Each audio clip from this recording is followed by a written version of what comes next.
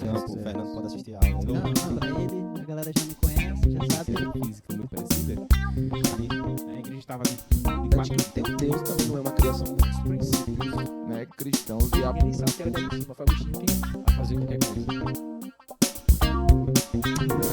Olá, bom dia, boa tarde, boa noite, né? Já viu o jargão? Sejam todos muito bem-vindos aí a mais um episódio do nosso podcast. Hoje a gente vai abordar aí a nossa terceira sola, né? E que é justamente somente Cristo, né? Solus Christus em latim. E o nosso convidado é um homem, um grande homem das ciências filosóficas, um homem de grande renome aí nos pensamentos ocultos E místicos. místicos, né? E esse é o cara que a gente escolheu para poder fazer essa representação, trazer um pouco mais do que essa terceira sola aí que a gente vai estar trazendo na sequência. Juntamente comigo está o meu fiel escudeiro, meu amiguinho de sempre, A graça, rapaz. do vosso Senhor Jesus, Do né? nosso Senhor Jesus Do Cristo. vosso ou do nosso? Do nosso. Do nosso, amém, irmão. E vosso é só de vocês, né? Exatamente. É do nosso. Então é isso aí, irmão. Nosso amigo Madison tá conosco nesse episódio. E ele, o grande, o incrível, o indizível, o magnânimo, solene Francisco Eduardo. Que nome, bicho. Só tá lembrando do negócio. No meu tempo o era só negócio Dudu, né? Era só Dudu. E aí pode ficar à vontade pra se apresentar, meu amigo. Tudo bem, gente? Meu nome é Francisco Eduardo, eu sou professor de filosofia, também pastor batista, criado a ordem, né, de pastores batistas do Brasil. Amém. E ultimamente eu estou ajudando ali na Igreja Batista do Natal, ajudando o pastor Anderson, mas não estou à frente assim, de nenhuma igreja, e estou trabalhando nessa parte de ensino e teologia e filosofia, nessas áreas que eu caminho aí. Amém. Show de bola, show de bola. Baixo. Não, cara, Não, faz uns desisti. 12 anos que eu não É pego mesmo? no baixo, cara. Pô, Três Poxa, baixistas aqui, cara. pô. Pronto. 12 Quer dizer, com anos que eu você, não pego no contando baixo. com você, daí três baixistas. É, mas tu ainda treinou, não foi? Estudou Eu um fiz pouco? violão. Foi. um tempo, eu mas lembro, eu- eu lembro. Não é pra mim, não. Mas faz 12 anos, cara, que eu não pego no baixo. 12 anos. Poxa, Eu- cara, toque baixo. Toque baixo. É, Literalmente. não, Bateu saudade não quando tu me viu tocando lá? Bateu. De vez em quando eu vejo o baixista tocando, eu fico olhando assim, eu disse, rapaz, eu queria estudar. Mas sem tempo, cara, sem tempo. Então é isso, vamos embora, né? Vamos aí E ao até episódio. A banda, né? Era a banda do... Tinha, cara, era... A gente começou com... Nem lembro. era Não um vamos monte, ao episódio. né? Eu acho que- Assim, só pra variar, né? Que a gente, quando a gente era adolescente, a gente era da mesma igreja. Era. Há quanto tempo? Ixi, Não, assim, 20... Ele vai entregar. deixa pra lá. Uns 20. Uns 20 Eu tô, 24 23, anos, 24, 25 anos. por aí, atrás. por aí. Show de bola. A gente era tudo pré-adolescente, na verdade, Era né? verdade. Isso Aí os boys eram fãs, a gente tudo roqueiro, coisa de Era muito legal, cara. Era muito legal. apontava muito. Era Pois muito bem. bom. Aquelas E épocas. 25 anos depois estamos aqui. Não, pior que Careca, eu narigudo. achei legal quando você falou que ia chamar Eduardo, eu disse, caramba, que volta que o mundo dá, né? Que a gente era tudo junto, uma turma só, e cada um foi para um lado, depois, pela graça de Nosso Senhor, me trouxe de volta para a igreja, e agora a gente tá tudo junto É aqui. verdade. Tu saiu da Legal, igreja legal, também? legal. Não. acho Sempre. Não, eu assim, saí da igreja que a gente congregava. É, né? não, A gente mas saiu, naquela época todo mundo... E aí eu fui pra outra igreja. E aí depois fiquei 3 anos na presbiteriana. E aí depois foi quando eu fui convidado para assumir uma igreja batista lá em Corrais Novos. Aí eu pastorei, morar lá? Fui. Caramba. Pastorei a igreja 5 anos lá em Corrais Novos e depois voltei para Cador, para Parnamirim. Show de Show bola. de bola. Tu vê, Além de tudo, é viajado. Não, Olha é só, meu irmão. As viagens. É Literalmente viajado. as viagens. É. Legal, Muito legal. legal. Pois bem, vamos agora. Histórias do Seridó. Tem essas É, igrejas muito assim legal, que cara. tem muita história. Cara, aprende muito, né, também. Porque assim, é outra realidade, né? Aham. Aqui você tem, assim, eu digo assim, né, nas cidades assim, satélites da capital, né, assim, ao redor da capital, você tem, como é que eu posso dizer, você tem muitas distrações, né? Você pode ir pro shopping, não sei das quantas, tal. Sim. E cidade do interior não, né? Se bem que Currais Novos é uma cidade grande, né? Eu acho que, salvo engano, acho que é uns 70 mil habitantes por aí. Então, Na a cidade, região, ela ela é a princesinha do Seridó, né? Você tem Caicó e Currais Novos. Mas Currais Novos é grande. Currais Novos tem uma coisa que eu sempre ria contando, falando dos meus amigos da cidade para os meus colegas daqui, né, de Natal. Sim. Que Natal e Parnamirim, que Currais Novos tem uma TV própria, cara. Uma TV própria da cidade. E é uma TV assim, Boa. show, cara. uma emissora ou uma TV? É uma TV mesmo, assim, uma tá. TV que... É uma empresa, na verdade, que distribui sinal de satélite, né? Detalhe, né? Lá em Currais Novos, por exemplo, o valor que eu pago hoje, só da internet, eu pagava lá mais de 100 canais e internet, entendeu? Por causa dessa empresa que fornece TV pra lá. E lá tem um negócio que parece que a primeira TV a cabo, nessas TVs por assinatura, foi lá, né? Isso, o primeiro foi lá. É a TV, né? Então é bem legal. Se clinicamente falando, eu gostei de morar lá porque eu tenho renite, sinusite. Aí minha esposa tem renite, sinusite. Minhas filhas também herdaram isso do pai, né? E da mãe. Então lá é Seridó, né? Ou seja, lá é seco. Então você não tem problema de umidade. Aqui a gente acha que tá longe da praia, né? Mas aqui é muito úmido. Então, pra quem tem isso, é horrível, cara. Normalmente eu acordo espirrando, meu irmão secreção, Quem dor é de de fora cabeça. percebe que aqui é... É muito úmido. No episódio que meu irmão gravou aqui, ele tava sofrendo, não era não? Assim, ele e eu assim estavam sofrendo. Aí lá no Seridó você não tem problema com isso. Porque lá a umidade é baixíssima do ar. É mesmo. Então é muito legal você morar lá, assim. Eu gostei pra caramba de morar lá no Seridó esse tempo. Muito bom. Pois bom. bem. E muita Legal, coisa, legal. Show de bola. muito aprendizado. Vamos... E ainda torce pro São Paulo, não? Doce, lógico. Passei aqui, vi aqui a caneca do São Paulo ali, chega meu coração se enche de alegria. Marcaram de 3 São Paulo. Cara. Só falta Deus do céu, Só dá falta vontade São de Paulo chorar. perder. Não, e se perder a gente chora aqui os três juntos. Não, Aí se- vai ser feio. é Pois verdade. bem, vamos falar dele, que foi e sempre será a figura mais importante descrita nas escrituras, o Cristo, né? E aí, Eduardo, eu queria começar perguntando para você o seguinte: qual é o significado dessa sola, né? Somente Cristo. Por que que os reformadores, quando fizeram essa aglutinação de todos os seus comentários, todos os seus argumentos, eles destinaram uma sola exclusivamente para Cristo? Assim, quando você vai começar a explicar um assunto como esse, você tem que começar a entender o contexto histórico que estava envolvido, né? Essa parte das solas, tecnicamente falando, elas não foram escritas pelos reformadores. Ou seja, os reformadores eles não sentaram, né, e escreveram assim, não, peraí, vamos estabelecer as 5 solas. E aí escreveram, né?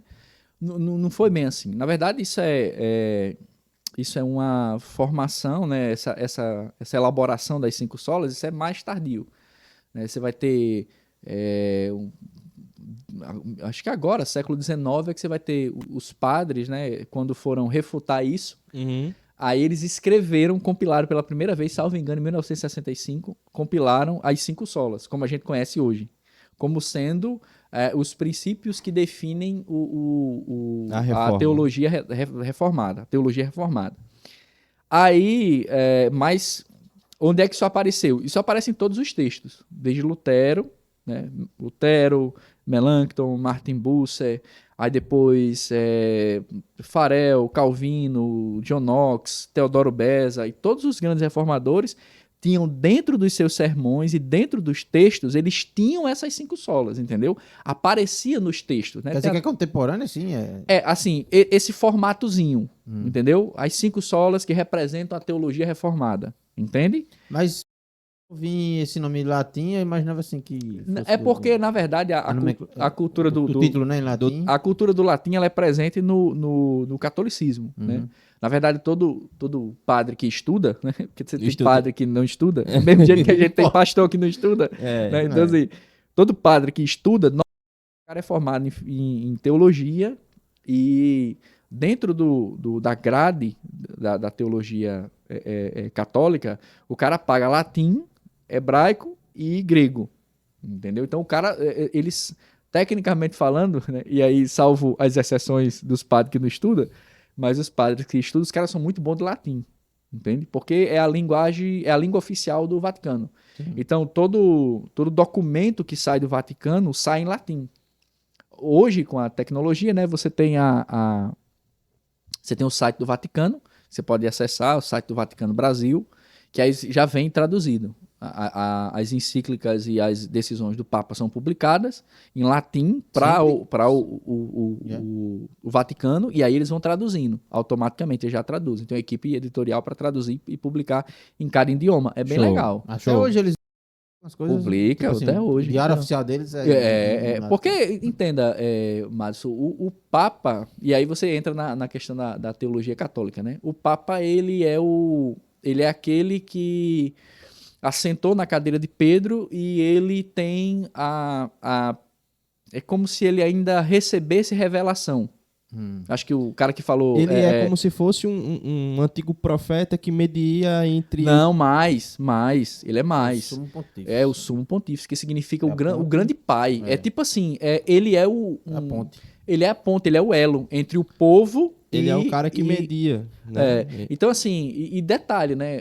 Se você pensar na hierarquia, assim, da teologia católica, você tem o Papa e os cardeais, né? Que chama, né? Aí você tem a tradição, que é as resoluções durante os concílios. Aí você tem a Bíblia,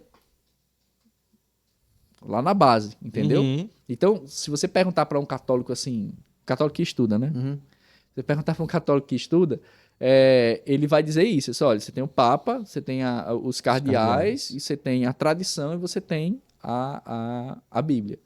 Aí ele vai dizer, não, todos estão em pé de igualdade, mas no final das contas não estão. Não, porque até a interpretação, por exemplo, é o Papa quem interpreta a Bíblia. Isso é uma citação que depois Lutero vai brigar com isso. Entendeu? Uhum. Lutero vai brigar com isso, e uma das solas, né, sola escritura, ela vai bater nisso, né? Sim. Que não é o Papa quem interpreta, entendeu? O Papa ele não tem apoio, qualquer um interpreta. Sim. É só, agora, obviamente, qualquer um significa qualquer um, tipo assim, é qualquer um e o que interpreta as coisas simples relacionadas à salvação. Então qualquer um pode entender que a salvação é pela graça, mediante a fé, por meio de Cristo. Então, se você lê isso, você entende isso. Você não precisa ter um doutorado em teologia para entender isso. Isso é simples. Então, para a Igreja Católica, não. Tanto que acho que até hoje e aqueles da mídia é uma coisa só. Isso, é uma Em coisa todo só. local. E detalhe, aí um texto só para todo mundo. A gente entraria numa discussão muito grande, mas tipo assim, a missa, o nome missa é por causa da questão do sacrifício de Cristo. Cada missa, Cristo é sacrificado de novo. Né? Ali na Eucaristia, a hóstia é o corpo de Cristo mesmo. O vinho que o padre bebe não é vinho, é o sangue mesmo de Cristo. Então você tem todo um simbolismo que ainda é mantido. E aí você tem, obviamente, né? Você tem coisas ruins, de um ponto de vista ruim, mas também você tem coisas que nos fazem pensar a nossa prática enquanto protestantes, né? Porque, assim, às vezes você tem, como é que eu posso dizer, cultos tão variados que você, às vezes, não sabe se está numa igreja evangélica ou não. Porque tem tanta coisa complicada e você não tem um roteiro, um crivo que eles têm. E ajuda você a balizar, né? É a liturgia. Lá é muito engessado no sentido de que não é muito volúvel, não se mexe muito, não sai muito do que é por causa tá da tradição, né? A tradição quem diz. Então eles se baseiam muito nisso. Mas, assim, pra gente não fugir demais. Não fugir tanto, já que fugimos. Então, a ideia quando a gente pensa nas solas, a gente tem que pensar nesse contexto maior. De uma resposta a uma tradição. Então, quando você pensa nessa resposta à tradição, cada uma das 5 solas, a pergunta é contra quem eles estavam brigando. E a resposta é que estava brigando contra essa teologia católica. Né? Então, você vai ter, por exemplo, somente a Escritura, você vai ter ali a ideia de que o Papa interpreta a Escritura. Então, você não precisa da Bíblia. Você tem relatos, por exemplo, do século XVI, da época de Lutero. Isso é engraçado, né? Lutero menciona isso. Tem biógrafos de Lutero que falam isso. Que Lutero só veio ter acesso ao Novo Testamento quando ele estava fazendo um doutorado em Bíblia. Ou seja, o cara se formou padre, era padre, celebrava a missa e nunca teve acesso à Bíblia. Ele só veio ter acesso à Bíblia num doutorado, quando ele veio ter acesso à Bíblia, né? Então, assim, você tem quando Lutero e os reformadores, né, falaram que era somente a Escritura, ou seja, é somente a Escritura por meio da qual Cristo fala, que Deus se revela a nós. Então, é a Escritura, é por ela que a gente ouve a mensagem, ouve o Evangelho, a gente conhece a Cristo, conhece a Deus.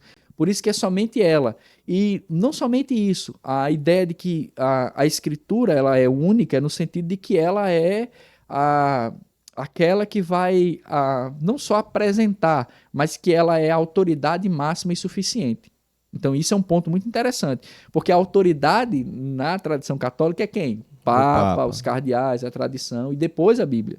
Né? Tem até um vídeo que rodou muito tempo atrás, que era de um bispo, salvo engano, ou ele era daqui de Currais Novos, ou ele era do Recife, eu não lembro ao certo, ele já faleceu, um bispo.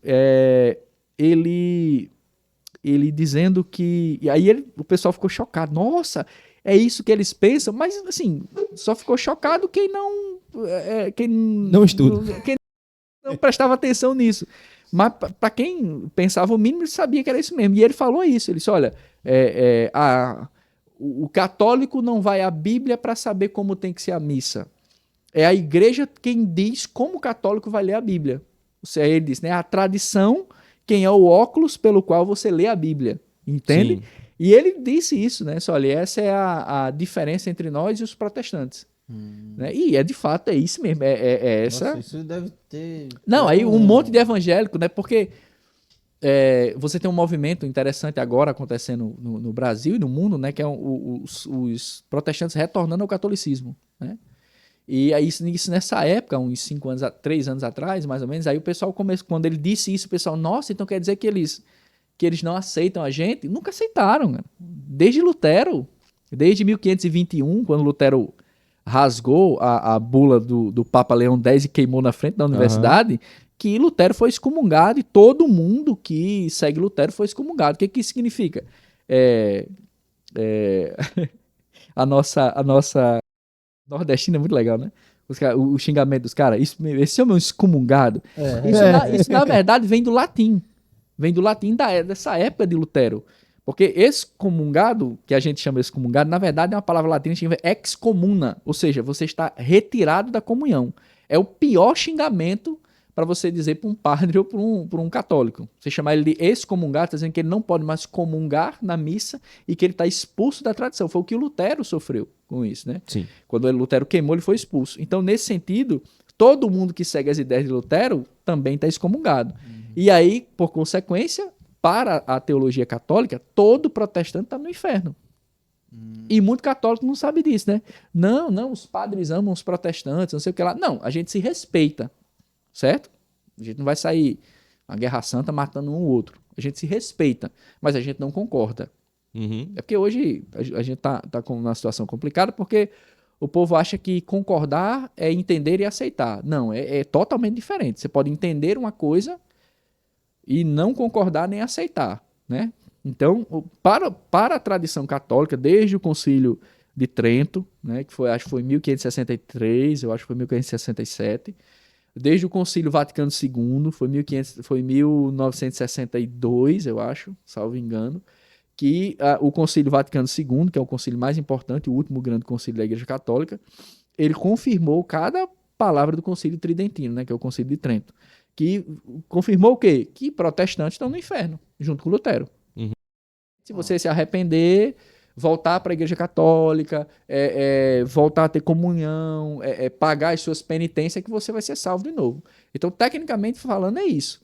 Aí é onde entra a segunda sola, né? Ou seja, a autoridade maior é a Escritura. Sim. E a segunda sola é somente Cristo. Então você tem uma sequência lógica das solas. Primeiro a Escritura, somente a Escritura, que é a nossa regra de fé e prática, a autoridade maior. Aí você tem somente Cristo, que é o que a gente vai tratar hoje. Aí depois você tem somente a fé, somente a graça, e por último que é somente a Deus a glória. Porque você tem toda essa... Tem uma hierarquia, não? Não é uma hierarquia, mas Uma é uma sequência? sequência lógica. É uma sequência lógica.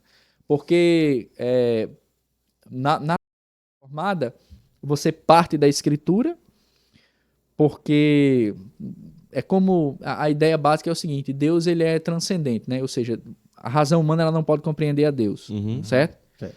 Então, como é que o transcendente é compreendido pelo imanente? Ou seja, como é que Deus, que é imensurável, consegue ser compreendido por uma mente limitada como a nossa? Aí a resposta da teologia é por meio de uma revelação. Então, Deus se revelou para que a gente o pudesse compreender. Revelou-se na criação de forma geral e revelou-se nas escrituras de forma especial. Sim. Então, é pelas escrituras que nós conhecemos a Deus. Então, por isso que primeiro a escritura, ela é a autoridade pela qual eu conheço a Cristo. E o Espírito Santo também nos dá o entendimento? Dá. Entra aí Sim, nessa? entra. Porque é a ideia o Espírito Santo é quem abre o entendimento para que a gente compreenda a escritura. Sem o auxílio do Espírito Santo, a gente não consegue entender a Escritura. Certo. Então, o Pai se revela, né, e revela o quê? O Filho, e que é confirmado em nós pelo Espírito Santo, através das Escrituras. Né? Então, a Escritura, aí é Cristo, com a obra dele, né, o que ele fez, e aí o detalhe do somente Cristo é uma crítica ao pensamento teológico católico. Né? Então, Sim. E aí, depois de Cristo, você tem somente a fé, que também é outra crítica à Igreja Católica, já que você tem meios de graça católica, né? Se bem que o presbiterianismo também usa essa nomenclatura, mas assim, é diferente o que os presbiterianos usam. Mas a Igreja Católica usa como meios de redenção, aí você tem as indulgências, Sim. você tem os sacrifícios, você tem a missa. Meios de receber a graça. Aí por isso que você tem somente a fé. E aí, depois da fé, você tem somente a graça. Ou seja, também é outra crítica à teologia da Igreja Católica, que você não pode pagar nada. Tudo lhe é dado graciosamente. Entende? E aí, por último, somente a Deus a glória. Porque a tradição, os padres, Pedro, a gente não tem que honrar. No sentido, a gente não tem que... os católicos gostam de fazer uma diferenciação, né? Que eles nos criticam dizendo que os protestantes, não são claros, né? Não são justos, né? Com eles. Porque eles fazem a diferenciação entre adoração e... Como é que é outra palavra, Jesus? E veneração, isso mesmo. Porque é diferente você adorar e você venerar. Mas, na prática, se você perguntar a um católico assim, pega um papel aí pra mim, por favor. Aí o católico pega o papel. Faça uma linha no meio. Bote veneração de um lado e adoração do outro. Bota aí qual é a diferença. Eu pago um picolé de goiaba se ele fizer isso. Ele não faz. Boa pergunta. Porque não Qual tem a diferenciação. diferença? Não tem. Na prática, não tem. Certo. Você vai para uma missa católica, você vai ver o cara entrando na igreja, e aí você tem todo o simbolismo da igreja, formato da igreja e tudo mais. Você tem o cara entrando, tocando os pés dos santos, pedindo a eles que eles atendam as suas preces, e eles pagam essa prece. Sim. Então isso é o quê? Isso é adoração. Isso é adoração. Aí por isso, somente a Deus a glória. Uma das solas, elas apontam para uma... Mas no dicionário, a palavra, a etimologia, adoração, veneração? Não tem. Adoração e veneração são a mesma coisa. Na verdade, são sinônimos, né? São sinônimos. E aí, finalmente chegando no entendimento do tema, o que é somente a Cristo, significa que Cristo, ele é o único mediador entre Deus e os homens. Aquilo que está lá, acho que é 1 Timóteo 2,5. Ou seja, é Cristo somente quem salva. E aí você tem toda uma defesa dos reformadores sobre isso. Por quê? Porque os padres, o nome padre, né, tem a ver com pai, tem a ver com aquele que conduz, né, os filhos, as ovelhas e tal. Então, os padres, os santos, eles são mediadores também. Né? Maria é chamada, salvo engano, de medianeira. Ou seja, é aquela que media Deus. Tem até a decisão, eu não me lembro qual foi o concílio que tomou Maria como... ela nasceu virgem também. Ela teve o nascimento virginal. Né? Então, ela nasceu virgem também para poder ser mãe do Salvador. Né? Então, ela passou pela mesma coisa que ela. Ana, se eu não me engano o nome dela. E é muito comum a gente ver essa questão de Maria, as pessoas, elas solicitam, por mais que solicitem também aos outros santos, mas sempre se voltam para Maria, interceda por essas pessoas. Então ela se torna uma mediadora também. Isso. Né? E assim, eu acho que na religião católica é a mediadora, né? Eu acho que não tem mediador melhor. Tem até no Alto do Compadecido. Isso. Né? No Alto da Compadecida a gente vê isso aí, né? Maria, Jesus ia ela tomar não uma é decisão, qualquer ela mediadora. chega lá e- Ela vem Não, meu filho, faça não. naquela crítica ali, ela vem e ela toma a frente da decisão do próprio Cristo. Isso. Então, assim, é uma autoridade colocada sobre ela que vai além da que realmente tem, né? Que, Mas do isso ponto de também tem a vista ver com a pequeno. cultura ocidental de não valorizar tanto a figura do pai, né? Que no Oriente já é mais... Não, rapaz, eu não sei se Porque no chega a Oriente isso. o pai é mais aquele figura Entendi. top. Mas assim, no caso de Maria, é porque você tem um processo de veneração mesmo dentro da história da igreja, né? Além da miscigenação das culturas pagãs que tinha no tempo, de adoração a deusas e tal, mas né? o cristianismo não pegou isso não, né? Você tem, depois do século IV, né? Aí você vai ter a formação mesmo assim, o Novo Testamento, tecnicamente falando, o Novo Testamento ele terminou no século I, né? De ser escrito. Ele só foi fechado, juntado mesmo assim, ele só foi juntado mesmo, acho que no século IV, 380, 350, foi fechado o cânon mesmo, do Novo Testamento. Sim. Né? O do Velho Testamento, os judeus já tinham definido. E a igreja aceitava como palavra de Deus. No século IV é que você vai ter o fechamento dos 27 livros do Novo Testamento. Você teve Hebreus, que demorou a ser aceito, porque Hebreus ninguém sabe o autor, Sim. mas viu que o conteúdo se harmonizava com o texto, que a escrita era aceita dentro da igreja, né, dentre os irmãos como canônica e tudo mais, então teve esse processo.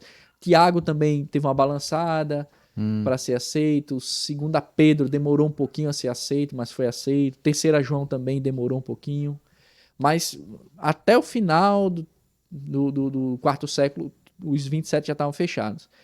Mas aí você tem o processo de estabelecimento aí das doutrinas fundamentais, né? Aí você vai ter os pais da igreja, né?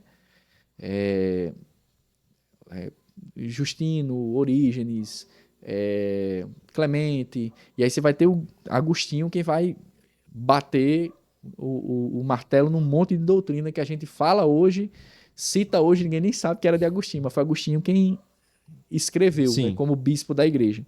E aí, Agostinho foi o grande responsável pela ideia da virgindade de Maria, que é diferente dessa ideia do nascimento virginal.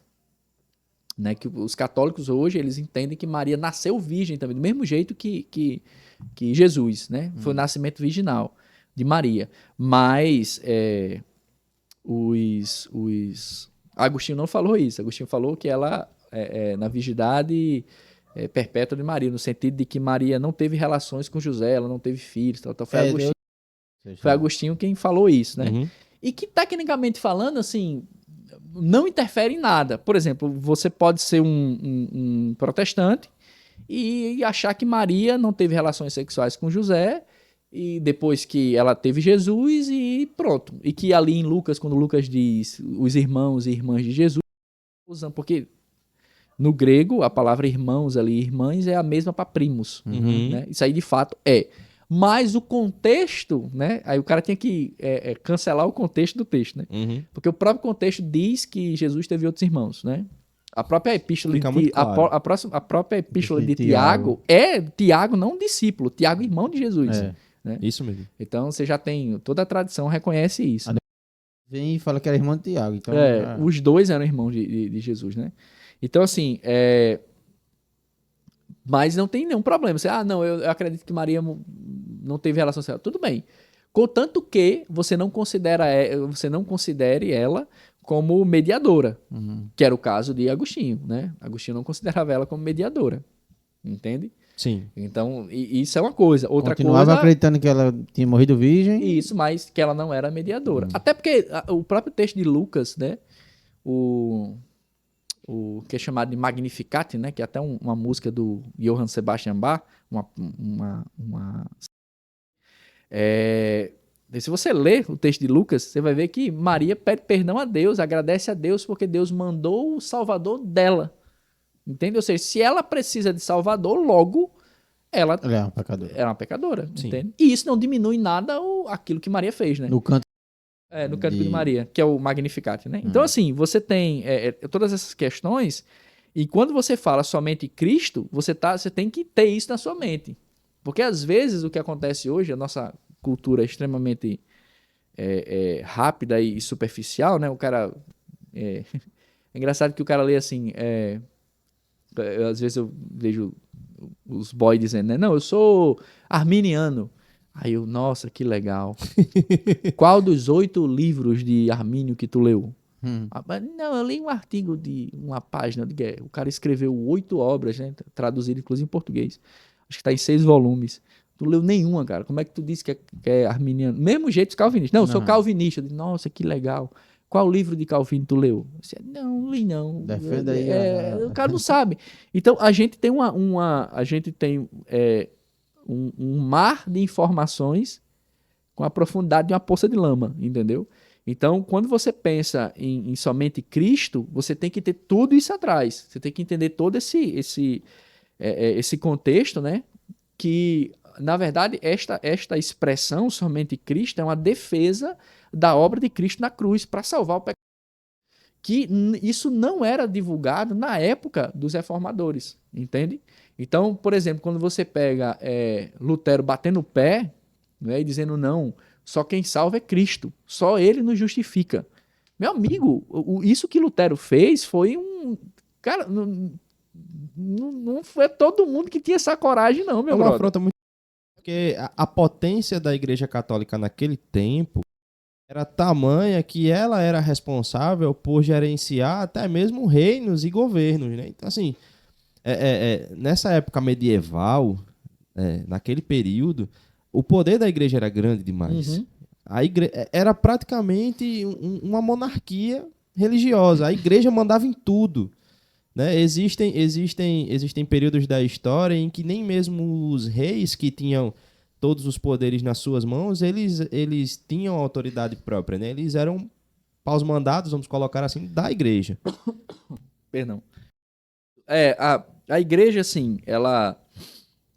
Eu sempre, quando eu vou dar aula sobre o período medieval, eu gosto de expor isso, porque às vezes, assim, normalmente, quem foi para a universidade, quem teve o mínimo de contato com a universidade, você fala assim, antiguidade grega, nossa, que maravilha, que coisa legal. Período medieval, uma porcaria, cara. Os padres, tudo, a maior parte era homossexual nos mosteiros, era todo mundo burro, ninguém sabia de nada, né? O período medieval foi horrível, não sei das quantas. Só que não é bem assim, entendeu, cara? Não é bem assim. O período medieval, ele teve toda uma conjuntura extremamente interessante, inclusive no quesito de crescimento intelectual, né? Se não fosse o período medieval, não existiria modernidade, entendeu? Então, assim, mas o ponto é o seguinte, no período medieval, você tem o período da patrística, né, que antecede ao período medieval, que aí os estudiosos vão falar aí do século II até o século IV, né, século IV, finalzinho do século IV. Alguns vão dizer que, por exemplo, 430 é a data quando termina o período antigo. 430 por quê? Foi o primeiro ataque dos bárbaros na capital, Roma. Sim. E Agostinho morreu em 430, né? Agostinho, na Cidade de Deus, ele relata as invasões dos bárbaros no sul da África, que era onde ele morava, né? Aí você tem... Aí uns caras, não, o período antigo terminou em 430. Outros caras vão dizer que o período antigo, ele termina em 563, com a ascensão do primeiro Papa, Gregório I. Então, daí começa o período medieval. Quando você tem essa ascensão do papado no período medieval, que é o início do período medieval, que é chamado Alta Idade Média, aí você vai ter, sim, o poder absolutista da igreja. A igreja, ela assume um poder, assim, gigantesco, né? Agora você também tem um contexto, sabe, cara? Eu sou Eu sou meio que um defensor do período medieval, porque você tem toda uma conjuntura histórica muito grande, entendeu? Normalmente o cara que fala contra o período medieval, por exemplo, o feudalismo, você vai perguntar 99% dos professores de história, você vai perguntar o que foi o feudalismo. Ah, horrível, o senhor feudal cobrava 60% dos coitados, dos trabalhadores, não sei o que lá. O senhor feudal era muito ruim. Porque, na verdade, o professor de história está fazendo uma leitura do feudalismo pelas lentes do marxismo. Por isso que ele acha ruim. Mas se você lançar só alguns elementos históricos, por exemplo, o que significava você morar fora de um feudo? Você perguntar isso para o seu professor de história, ele vai chorar. Porque morar fora de um feudo significava você morar sozinho. E sozinho num mundo sem lei. Onde não existia ONU, não existia exército, não existia guarda de território. Onde os caras invadiam, matavam, estupravam, escravizavam. Entendeu? Era um mundo extremamente brutal. Então se sujeitar a morar num feudo, por mais que você pagasse 60% ao senhor feudal, mas você tinha direito à proteção. Você tinha direito a plantar e colher. Você tinha o direito... Ou se você pensar assim, né? Peraí, onde é que os comércios se iniciaram? Que é a burguesia, né? Onde é que ela começou? Dentro dos feudos. Os caras começaram a enriquecer dentro dos feudos. Sim. Com o comércio. Então você tem uma outra perspectiva. Quando você pensa nessa ideia, né? E aí, retomando a ideia do poder da igreja, a igreja ela cresceu o poder porque você tem uma conjuntura de coisas. Porque, por exemplo, quando isso no mundo antigo, fora do mundo cristão, isso acontecia também. Por exemplo, quando o imperador chinês ele resolvia aderir a alguma divindade, todo mundo aderia. Pô. E quem não aderia, morria. Entende? Você vai para a Mesopotâmia, Síria, né? Os países ali do Oriente Médio. Quando o rei ele aderia a uma determinada religião, todo mundo aderia. Entende? Era meio que compulsório. Mas você tem um elemento muito, como é que eu posso dizer? Religioso. Porque, tipo assim, ora, se o meu rei... É difícil fazer essa digressão, mas é importante. Por exemplo, imagine-se como uma pessoa dessa... Você é um pequeno servo dentro de um reino. E aí imagina que teu rei é a figura mais poderosa que tu conhece. E aí ele se sujeitou a uma divindade. O que vem na tua mente? Ora, se o meu rei se sujeitou, cara, né? Lógico que eu vou me sujeitar. Falar na vida que ele tem no palácio e tal. Então, tudo isso estimulava o cara a seguir a divindade. Então, quando os reis eles começaram a se converter, e aí você tem um processo todo de missões e tudo mais, eles começaram a colocar a igreja como aquela conselheira. Só que aí o poder papal começou a crescer, e aí você tem o elemento humano, né, a corrupção do coração humano, e aí você tem toda essa tradição de tipo assim, de colocar na igreja aquela que vai definir a verdade, aquela que vai estabelecer o que é e o que não é verdade, quem salva e quem não salva. E detalhe, você tem que lembrar um detalhe, né? No período medieval, mais de 90% da população era analfabeta. Quem sabia ler e escrever era quem? O clero, né? E a realeza. Quem sabia ler e escrever ia trabalhar logo no palácio. Era. Então, assim, e outro detalhe, né? Além de o cara trabalhar no palácio, você tinha determinadas... as cortes pagavam ao cara só para ele ficar copiando.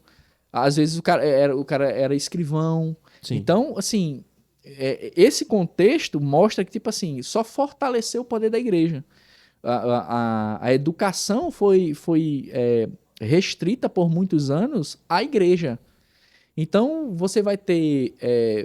imagine que você vai ter uma... Hoje, se você tem dúvida de algum texto bíblico, você bota uma frase no Google, abre o texto. Você não tem isso naquele período. Então, quando o cara propõe que Cristo, somente ele pode salvar, você tem que entender todo esse background histórico, né? Sim, houve de certa forma, houve uma alienação nas pessoas e as pessoas passaram a levar essa questão para uma dependência completa em relação ao corpo da Igreja Católica, né? Isso. E aí você bater de frente com essa tradição que já vem aí, mais ou menos 1 milênio, daquele período para trás, né? Mais ou menos um milênio, era uma coisa realmente muito complicada. Sem contar o fato, como você falou, como a grande maioria das pessoas era analfabeta, e existia também o fato de que a igreja por si mesma, ela, como é que eu posso dizer, dificultava o acesso à palavra. Tem esse detalhe que é muito importante. Era muito incomum você ver uma pessoa batendo de frente. Então, a probabilidade de ter sido como foi, né, um cara de dentro se voltar... era muito maior, né? De ser uma pessoa de dentro. O lance, e isso é bem interessante que você falou, Gabriel, que tipo assim, o papel, gente, um papel muito recente, cara. Se você pensar, normalmente, às vezes, uma cidade inteira, um país inteiro tinha uma Bíblia. Entende? Você tem relatos históricos que, tipo assim, o cara marcava uma data no ano para chegar lá e ler um texto bíblico, entendeu? Tem o lance do rei. Então, assim, você tem todo um contexto que favorecia essa ideia de que a gente tem que ouvir a igreja sobre e confiar nela, né, sobre o que é a salvação. Aí, nesse sentido, é que o grito de Lutero, ele foi extremamente escandaloso, cara. Sim. Por exemplo, se Lutero vivesse hoje, ele seria extremamente cancelado, cara. Uhum. Né? Porque isso que Lutero fez, cara, ele até o próprio príncipe, né, do estado no qual o Lutero morava, né? Porque a Alemanha não era a Alemanha, né? Era salvo engano, era o Sacro Império Romano-Germânico, que depois dividiram. Era Prússia e depois só que se transformou em Alemanha, como a gente conhece hoje. Mas eram principados, eram estados. Cada estado era governado por um príncipe. Então o próprio príncipe da época de Lutero disse, rapaz, vou mandar matar esse cara. Graças a Deus que Deus usou o Frederico, né? Que era o dono da universidade. E aí ele se juntou com um general, que eu me esqueci o nome agora, um general mercenário. E aí os caras sequestraram Lutero sem nem Lutero saber, cara. Sequestraram ele e esconderam ele numa torre. Ele ficou 1 ano, acho que 1 ano e 2 meses, foi 1 ano e meio lá na torre. E foi quando ele começou a traduzir a Bíblia, né, pro alemão. Providência divina. Porque senão Lutero teria morrido, cara. Aquela passagem, os católicos dizem que não, mas aquele chamado que o Papa fez para ele ir de Worms até Roma, ele teria morrido. Ele teria morrido. Por quê? Porque outros caras antes dele morreram assim, né? O próprio John Hus na Boêmia, né? O que foi que John Hus fazia? Ele pegou, na Boêmia tinha uma Bíblia. Ele começou a ler a Bíblia em latim e ele começou, no sermão dele, ele traduzia versículos. E aí ele começava a pregar na linguagem das pessoas. Aí ele foi queimado. A Igreja Católica chamou ele para conversar. Né? Ele disse, não, venha, tem um salvo-conduto para você vir. Aí ele veio, na boa. John Hus nunca... John Hus era manso perto de Lutero, né? Lutero era uma figura extremamente interessante. Dava um podcast inteiro só pra gente falar de Lutero. Porque se Lutero vivesse hoje, ele certamente via... A gente expulsaria ele das nossas igrejas. Porque Lutero era uma figura muito interessante. Mas o John Hus, não, ele era tranquilo. E aí, quando ele veio de boa para discutir, quando chegou lá, ele não foi nem ouvido, né? Ele foi julgado, condenado e queimado na fogueira. Inclusive, isso é um processo até duvidoso de julgamento, porque normalmente um julgamento duraria 1 ano, 1 ano e meio, porque você tinha que discutir, as questões tinham que ser postas. Normalmente, os faziam essa parte de julgamento, né? Então, os dominicanos, eles tinham todo um processo, um protocolo jurídico para poder discutir, para julgar a causa do cara. Mas no caso de John Hus, não. Os caras, foi 1 dia. Julgaram, condenaram e já tocaram fogo no cara. Tô achando muito mesmo parecido com os dias de hoje. O Cristo. Os caras numa noite. Com os dias de hoje, que eu não posso dizer, senão eu vou cortar. Mas isso? Aquelas 3 letrinhas que julga o país hoje. Sim. E tem um carequinha na frente. Entendi. Que ele mesmo julga. O ofendido, ele se julga e julga os outros e já condena, né? Sentencia em pouco tempo. E nunca vejo a justiça andar tão rápido. É verdade. Era assim, nesses casos foi assim. O de Lutero também. Lutero teria morrido. Então, quando Lutero dá esse grito, né? Somente Cristo, dentro dos seus textos, obviamente, você tem ali uma luta para que o indivíduo pudesse encontrar em Cristo a sua e somente nele.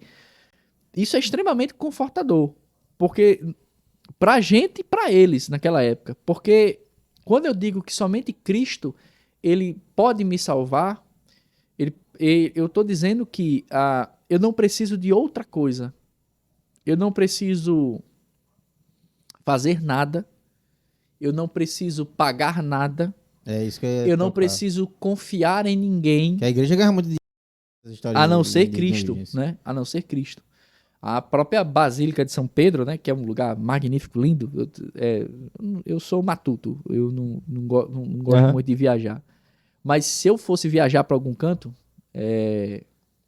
e se eu tivesse dinheiro para viajar, que eu não tenho, eu sou professor de filosofia, né? Os professores de filosofia são pobres, então não tem como viajar.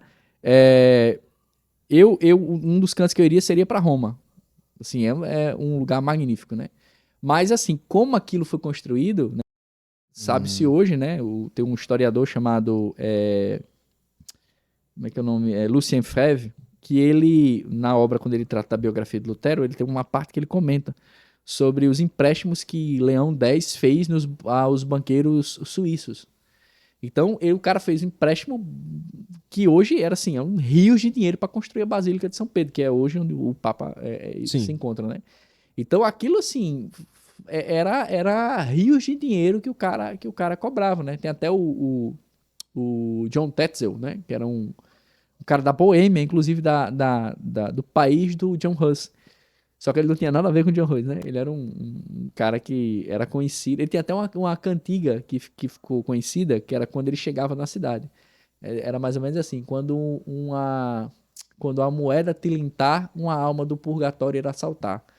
Então ele cantava isso. Então o povo, assim, você quer que sua avó pecou e não tomou a ceia, ela tá no inferno, tá sofrendo, no purgatório. Mas eu posso, se você jogar a moeda aqui, eu dou um documento, né, uma indulgência com a assinatura do Papa, você reza 10 Ave Maria, 4 Pai Nosso, sobe 10 degraus de joelho, e aí sua avó sai de lá, né? Eu achei engraçado que quando o Papa Bento XVI, né, o Josef Ratzinger, eu acho que é o Ratzinger o nome dele, o Papa Bento XVI, em uma bula papal, ele desacreditou a ideia do purgatório, né? Aí, ou seja, um papa disse que o purgatório não existia. E agora, Gé? E aquele que estava lá dentro? Então isso foi uma confusão, né? Aí o Francisco agora disse, não, tem o purgatório e tal. Aí todo mundo voltou pra lá de novo, né? A galera... Sumindo, voltou pra lá. Então é isso. Mas assim, então quando você pensa nisso, você pensa tanto do ponto de vista econômico, político e teológico. Somente Cristo vai quebrar essas três coisas, cara. Somente Cristo quebra o regime político porque o Estado, junto com a igreja, dominava o povo. Sim. Por meio dessa ideia de que a salvação está na Igreja Católica. Sim. Então, ou seja, se um Estado, um país for tirado da Igreja Católica, todo mundo está no inferno. Então, era um instrumento de você prender o cara, do ponto de vista político. Do ponto de vista econômico, quebrou a igreja. Porque se eu sou salvo somente em Cristo, eu não preciso pagar nada, pô. Nada de comprar terreno no céu, nada de comprar né? terreno no céu, nada. Então, Cristo, ele somente é necessário. Eu não preciso de mais nada. E do ponto de vista teológico, quebra a imagem do Papa. A ideia de que eu preciso de um santo, que eu preciso de um Papa, que eu preciso de um mediador. Não, eu só preciso de Cristo. Ele é o meu mediador. Então, daí tu vê a confusão que Lutero fez quando ele disse que a salvação é somente por Cristo. Tem um texto do Lutero chamado... Tem várias traduções, né? Para o português. É um texto em alemão. Você tem Nascido Escravo. Tem um resuminho em português, publicado pela editora Fiel, que é só as principais partes. Mas você tem a editora... Esqueci o nome da editora agora. É uma editora do Rio Grande do Sul, a Sinodal. Ela publicou ela publica os textos de Lutero, né? Eles são luteranos. Aí eles publicaram, são 14 volumes. Aí eu acho que é o volume 4. Aí tem um texto chamado Nascido... como é que é, Jesus? É Nascido Escravo, o nome do texto. Que é o texto de Lutero, na discussão com com Melanchthon, né? Perdão, a discussão com Erasmo de Roterdã. Lutero vai fazer uma defesa de que a gente só precisa de Cristo. De que a nossa vontade é insuficiente para a salvação e que Cristo é quem nos convence do nosso pecado e que é somente por meio dele que a gente é salvo. Uhum. Então, isso sim, foi uma bomba no parquinho, né, da Igreja Católica para resolver. Porque você tem aí um decréscimo da Igreja Romana nesse período, e aí você vai ter, 30 anos depois, você vai ter a Contra-Reforma, né? Que, inclusive, o Brasil é fruto da Contra-Reforma. Né? Uhum. Porque nessa conjuntura, o catolicismo ele perde espaço na Europa, né? Os países onde a Igreja Católica ainda dominavam estavam sofrendo os ataques muçulmanos. A Espanha era toda muçulmana, né? E aí Portugal, você vai ter as grandes navegações, quando os caras descobrem as Américas aqui, aí a Igreja Católica fez o quê? Aí você tem Campo pra para Uma galera evangelismo. nova, né? Então, os caras vieram para cá, né? Então, isso é muito interessante. Esse processo, a gente, às vezes, quando a gente estuda, e essa é a coisa ruim da educação, né? Na verdade, a educação tem muita coisa ruim, mas, assim, uma das coisas ruins da educação é que a gente aprendeu a ver a história cortada, né? Então, a gente acha que a reforma protestante não tem nada a ver com a contra-reforma, não tem nada a ver com o descobrimento. Mas tá tudo ligado, cara. Tá tudo no mesmo período. 200, 300 anos ali tá no mesmo período, né? Então você tem todo esse processo que saiu da onde? Da ideia da exaltação de Cristo. Ou seja, Cristo, ele salva. Então você tem a expansão do evangelho dentro da Europa. Inclusive, pouca gente sabe disso, muito pouca gente sabe disso, mas é uma coisa muito interessante. As grandes confissões de fé do protestantismo, que foram escritas na Europa, a primeira delas foi escrita aqui no Brasil, cara. Na época da Contra-Reforma, os líderes de Genebra, na Suíça, separaram dinheiro, né?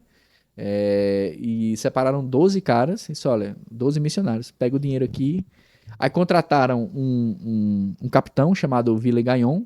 Disse, ó, você é católico? Porque na época, dentro daquela conjuntura, né, que eu falei, né, política, econômica, religiosa, você resolvia as coisas matando, entendeu? Você não tinha, mais fácil. Você não tinha um meio termo. Então, às vezes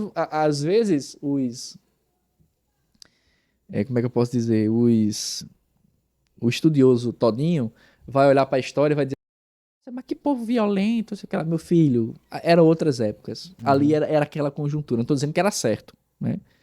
Mas eu estou dizendo que eram outras estruturas de realidade, de economia e tudo mais. Mas, assim, por que o cara perguntou se o cara era protestante? Porque se o protestante fosse pego por um país católico, o cara morria, né? Era queimado, era herege, estava no inferno, junto com Lutero. Então o cara perguntou a Villegaillon, você é protestante? Aí Villegaillon, sou protestante. Aí disse, beleza. Está aqui o dinheiro, pagaram os caras, leve 12 missionários para o Brasil. Isso 1500 e pouco, 504, 507, uma coisa assim. Aí os caras vieram, 1540, 60 e pouco, 40 e pouco, né? Nessa faixa. Entre 40 e 60. Aí o cara pagou, os caras vieram, 12 missionários para cá, né? E aí, quando eles chegaram aqui no Brasil, o Villegaillon fez pegadinha, eu sou católico. Foi. Aí pegou os 12 caras e disseram, olha, vocês têm 24 horas para escrever uma carta negando tudo que vocês acreditam. Só que os caras não eram eruditos, eram pessoas simples, né? Uhum. Uns eram pedreiro, outro carpinteiro, tudo mais e tal. Tinha só um que era mais estudadozinho. Aí eles sentaram no porão do navio e escreveram. Chama Confissão de Fé de Guanabara. Você tem a tradução em português, você pode procurar que tem. Confissão de Fé de Guanabara. Eles escreveram, né? Não negando a fé, assumindo a salvação somente por meio de Cristo, Eita. a escritura, e os 12 morreram. Foram enforcados no próprio navio. Então, assim, essa conjuntura é isso que significa dizer que somente Cristo salva. entende? É uma questão de você, é tanto uma profissão de fé, mas naquele contexto, você tinha todas essas problemáticas envolvidas, entendeu? Então, hoje é muito bom ser crente, entendeu? Eu sou crente, aleluia, vou pra marcha pra Jesus e tudo mais, tal. Não era assim, cara, naquela época. Tem até a gente falando sobre Maria no começo, tem até eu não vou lembrar o certo, tô ficando velho, aí esqueço essas coisas. Mas assim, era um trocadilho católico para pegar quem era evangélico na época, né? Que era protestante, na verdade, na época, né?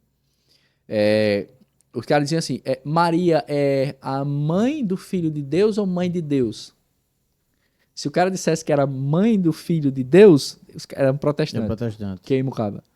E se dissesse que era mãe de Deus, eu disse, não, então é um Esse é católico, é católico, né? Porque coloca Maria acima do próprio filho, entende? Então, é isso que significava dizer somente Cristo, entende? É uma declaração de fé que dependia da tua vida, entende? Então, hoje a gente fala, tá, parece, é bonito, obviamente, né? Mas tô dizendo assim, parece como se fosse algo, hoje em dia, como se fosse algo que você posta no Instagram, que é um status seu. Mas na época Chegou outubro, hein? mas na época de Lutero, não, cara. Na época de Lutero era um negócio assim. Exato. Você abrir a boca para dizer que não, o Papa não tem autoridade, não, cara. Cristo E muito somente salva. provavelmente nós caminharemos para essa situação de novo, né? Daqui para frente, a coisa só piora. Mas a diferença que eu vejo, cara, é que você tem o protestantismo de hoje, cara, você não tem um apego a somente a escritura como os caras tinham. Uhum. Entende? Que é uma coisa que a gente... Daí dá o nome do podcast, né? Com a palavra. A ideia é justamente isso aí. Trazer, né? Retornar esse apego, esse apreço, esse amor pela escritura, por acreditar que tem muito achismo hoje em dia. A escritura ela é suficiente para que a gente possa compreender aquilo que Deus quer. Isso. E aí a gente fez até um episódio falando sobre leitura e falando sobre a possibilidade de ler livros que são externos às escrituras e de como esses livros podem vir a ser abençoadores. Mas sempre trazendo a ressalva de que a escritura ela é suficiente para entender todo o plano de Deus, né, para as nossas vidas. E aí, falando, depois de uma aula de história, né, boa. Depois de história, a gente consegue tirar algumas conclusões aí que são bem importantes. A primeira delas é que o significado dessa sola vai muito além de simplesmente acreditar que somente Cristo salva, mas foi um movimento. É um movimento, é todo um movimento que colocou a vida de pessoas em risco, né? E que era uma afronta direta a um regime de alienação católico, né? E aí a gente chega também a uma conclusão do outro ponto que eu tinha trazido aqui, que a gente já acabou tratando vários de uma vez, que é o motivo pelo qual existe uma sola dedicada a Cristo. Era justamente o fato de que Cristo foi sendo desacreditado, vamos colocar dessa forma, nas doutrinas católicas, e quando Lutero veio com esse grito, né, por meio dos seus escritos, foi justamente para mostrar a importância e como tudo aponta para Cristo, né? Desde o Antigo Testamento até o Novo Testamento, todas as coisas são para o plano de salvação por meio de Cristo, né? E aí existe um ponto agora aqui que é interessante. Somente por meio de Cristo podemos ser salvos, né? É o que a sola diz. Então, realmente não existe na Escritura, e isso já é uma pergunta, não existe nenhum momento na Escritura onde é colocada uma brecha de que existe uma outra forma de ser salvo? Não.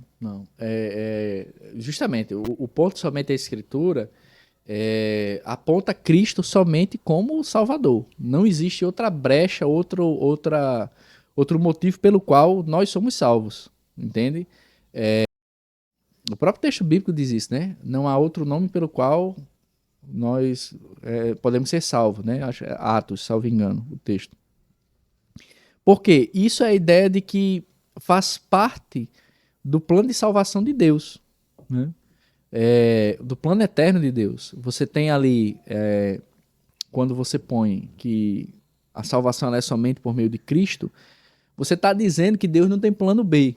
E Deus não tem plano B não, brother. Realmente isso acontece. Deus não tem plano B, cara. Ele só teve um. E tá acontecendo do jeito que ele quer. Entende? A gente pode não entender todos os aspectos do plano de Deus. A gente pode, às vezes, entrar em dúvida sobre a parte desse plano, porque a gente é limitado, a gente não sabe, né? Uhum. Por exemplo, a gente não sabe por que Deus me fez perder o trabalho. Entende? Mas Deus sabe por que eu perdi o trabalho. Entende? Sim. O mesmo ponto vale para essa questão. Somente Cristo. Ou seja, não existe outro nome pelo qual nós somos salvos. Isso quer dizer o quê? Que a salvação em Cristo, ela não foi algo que aconteceu por causa do pecado humano. Não, foi planejado por Deus na eternidade. Efésios 2 diz isso. Efésios 1, né? 3 ao 14 vai dizer isso muito claramente. É que Deus, antes da fundação do mundo, já planejou isso. Então, quando você pensa nesse sentido, aí você olha para o Antigo Testamento, você vai ler lá, né? Gênesis 3, né? Você tem a queda do homem. Aí você tem lá, o que Deus faz? Deus providencia roupas. A primeira morte aparece ali. Isso é por causa do pecado. Isso. Então, aquela morte, ela simbolicamente apontava para a morte necessária. Uhum. Depois a promessa a Eva. Você tem se você ler o texto, né, você vai ter a punição, mas também você vai ter a esperança, né, a promessa. Isso. A promessa é que o descendente daquela mulher, ele pisaria a cabeça. Ou seja, naquele descendente, nós teríamos esperança. Então, respondendo já outra pergunta que não foi feita, mas é sequência lógica, né, na mente da gente. Adão e Eva foram salvos como? Crendo na promessa do descendente. Isso. Noé foi salvo como? Crendo que Deus iria preservar a humanidade até o fim. Abraão foi salvo como? Na promessa de que os seus descendentes governariam a terra. Então você tem essa linha, tem até um teólogo chamado Gerhard van Groningen. É um holandês, mora nos Estados Unidos. Morreu, acho que há 100 anos atrás. Pouco, né? Do ponto de vista histórico. Sim, pouco, é né? pouquíssimo. Então, ele escreveu 3 livros, né? Que ele propõe, a proposta dele o fio de ouro da teologia, né? Ou seja, a aliança, né? A aliança feita desde a criação e vai até a consumação. E aí você consegue ver o quê? Deus revelando-se nessa aliança no processo que a gente chama de história da salvação, né? Então você vai ter sempre Cristo é apontado no Antigo Testamento, né? E o que fica muito em relação a essa questão de que não existe outro meio de ser salvo que não seja por Cristo, eu separei um textinho que eu já queria jogar na mesa aqui por conta do meu amigo Matson também. Tá. Não, só pegando o gancho do que o Dudu tá falando, Paulo fala, não lembro qual a carta dele agora, mas ele relembra que lá em Gênesis, Deus tinha Abraão que através dele surgiria uma nação e o descendente dele que... ele cita em Romanos, ele cita a ideia do descendente, porque Não é os seus descendentes, o singular, né? Então, assim, você tem a ideia de que Cristo, ele está presente em todo o Antigo Testamento. Ou seja, todas as coisas... Você pega... se você fizer um estudo aprofundado mesmo, assim, você vai ter, por exemplo, os elementos ali do tabernáculo, Levítico. Por exemplo, por que você não comia animal sacrificado? Animal com sangue. Por quê? A razão. Porque o sangue é a vida. Para lembrar a preciosidade do que é o sangue. Mas o sangue do bode? Não, o sangue do filho que seria derramado na cruz. Sim. Entende? Então, todos os elementos apontavam para isso. Por exemplo, por que o cara não comeria a gordura da coxa direita do animal? Por que não comeria? Porque a gordura é o melhor. Então, o melhor tem que ser oferecido. Deus ofereceu o melhor. Entende? Sim. Então, se você for ler direitinho o Ministério da Saúde Espiritual adverte, né, como o Luiz Saião fala, essa é boa. Se você ler direitinho a Bíblia, você vai ver que todo o Antigo Testamento ele apontava para Cristo, né? como a salvação, ela nunca dependeu de outra coisa, cara. E toda vez que alguém tentou fazer alguma coisa para se salvar, deu errado, cara. Você pode procurar na Bíblia inteira, os 66 livros. Me acha um único exemplo na Bíblia onde um cabra fez uma coisa e mereceu salvação. Você não acha, cara. A gente só faz besteira. A gente só faz besteira. A gente é profissional em fazer besteira. E aí, então, assim... aí esse grito de Lutero é justamente isso. E o pessoal reclamava de Lutero. Porque, então você está dizendo que não depende em nada da sua salvação. Não depende em nada mesmo não, cara. Não depende em nada, né? Tem inclusive uma frase que eu estava me lembrando agora, do Lutero, que Lutero é muito engraçado, cara. É o que eu digo, dá um episódio inteiro sobre Lutero, as mungangas de Lutero. Mas Lutero, ele fazia isso, né? A ideia de que ele sempre, nos sermões e tudo, ele sempre brigava com o povo e ia literalmente ia pra porrada com os caras que negavam isso, entendeu? A ideia de que Cristo, somente ele pode salvar. Porque Lutero tinha plena certeza de que por meio dele mesmo, pelas obras dele, ele nunca conseguiria ser salvo.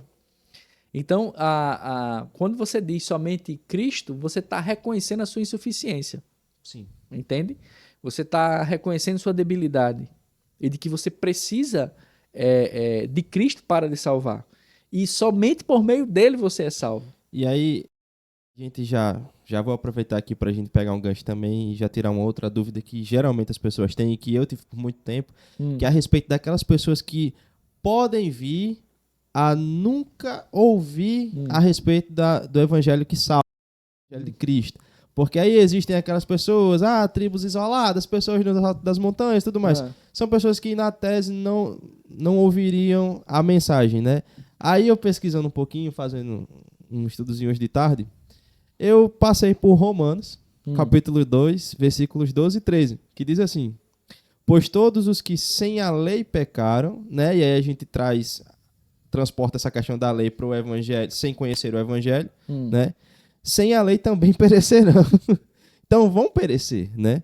E aí diz: e todos os que pecaram sob a lei, pela lei serão julgados, pois diante de Deus não são os que simplesmente ouvem a lei considerados justos, mas sim os que a obedecem, e estes serão declarados justos.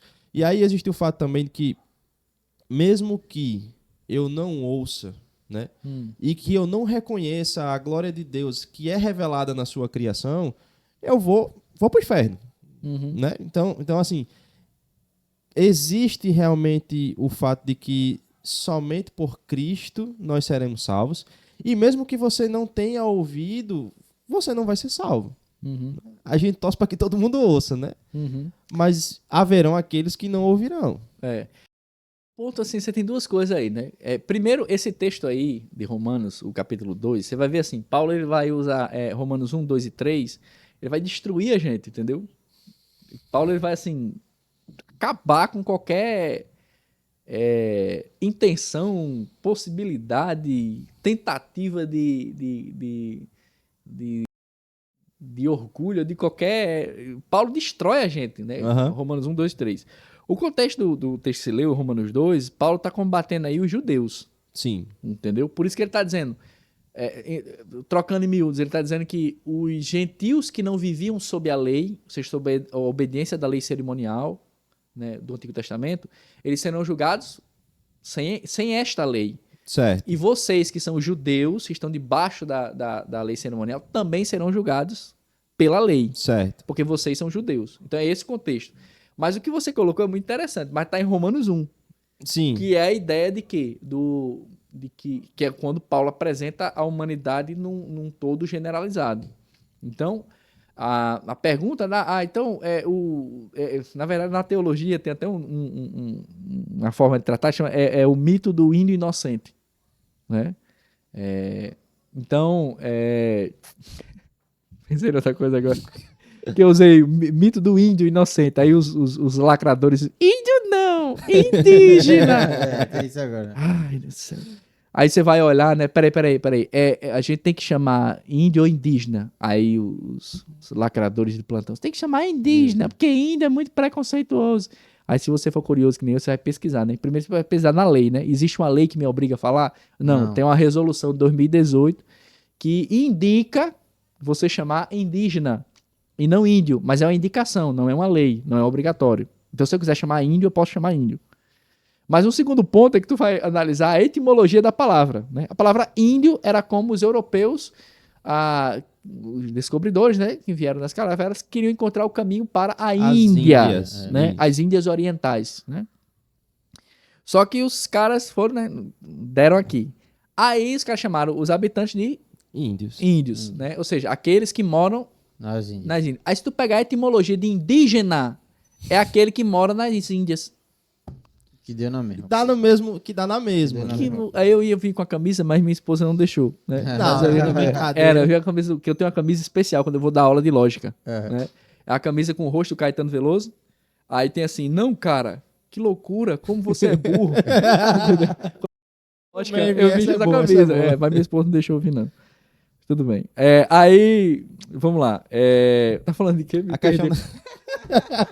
Fui lembrar da camisa agora, me perdi. Perdão. A questão da salvação sem conhecer o evangelho. Aí, voltando. Entendi. O mito do índio inocente. É o seguinte. Você não tem ninguém inocente. Do ponto de vista bíblico, todos pecaram, estão depravadamente longe de Deus. Ou seja, se Deus quisesse olhar pra gente e condenar todo mundo ao inferno, todo mundo, do bebê que acabou de ser fecundado, o óvulo lá foi fecundado pelo espermatozoide, pronto. Ele já é um pecador depravado. Qual é a diferença do bebê no óvulo e a minha? Só o tempo. Mas o coração ele é tão corrupto quanto o meu e o dele. Falta só tempo para ele cometer os pecados dele. Mas nós somos a mesma coisa. Ou seja, nosso coração é brutalmente depravado. E nesse ponto Lutero batia forte. Entendeu? Sem querer entrar em outra sola, né? Mas, por exemplo, em relação à sola gratia, né? Lutero tem um negócio muito interessante. Já vou entrando em outra coisa, né? Foi mal. Mas, tipo assim, Lutero dizia isso, né? O aluno dele, Felipe Melanchthon, foi dar uma aula, aí disse assim, professor, escreveu uma carta para ele, né? Eu vou falar sobre a graça. O senhor tem algum conselho? Aí Lutero era Lutero, né? Aí Lutero foi escrever uma carta para o Melanchthon. Caro aluno, manda o povo pecar. Agora, mande pecar com força. Não é só assim pecar pouquinho, não. É pecar depravadamente. Por quê? Porque só entenderá a graça aquele que se vê como um pecador depravado. Se você não se entender como um pecador imundo, depravado, você não vai entender a graça. E você não vai ser salvo. Porque a salvação é para quem? É para quem se vê como pior. Isso. Entende? Então, é isso. Quando você... e aí, voltando para o nosso ponto, né? Você tem que entender que toda a humanidade é brutalmente depravada. Entendeu? Desde Adão. Muita gente vai dizer, qual foi o pecado de Adão? Né? Pergunta de escola bíblica. Qual foi o pecado de Adão? E todo mundo, comeu o fruto. Não, cara. Se você ler Gênesis 3, o pecado de Adão e Eva foi orgulho. A tentação do diabo foi orgulho. Aí nesse ponto, Tomás de Aquino, né, que é um pensador medieval, ele acertou demais. Qual é a mãe de todos os pecados? O orgulho. E qual foi o orgulho de Adão e Eva? Eu quero ser igual a Deus. Isso. Foi a tentação do diabo. Né? Então, nós caímos na mesma tentação. Então, desde o início, nós somos depravadamente pecadores. Então, se Deus mandasse todo mundo para o inferno, Deus continuaria sendo justo. Ele não precisava salvar ninguém. Então, é nesse contexto que, quando Deus olha para a humanidade podre, corrupta e depravada, Deus ele salva quem ele quer. E é nesse sentido que somente Cristo pode salvar. Porque dessa, como Agostinho chamava, né? Dessa massa perdida, ninguém merecia ser salvo, cara.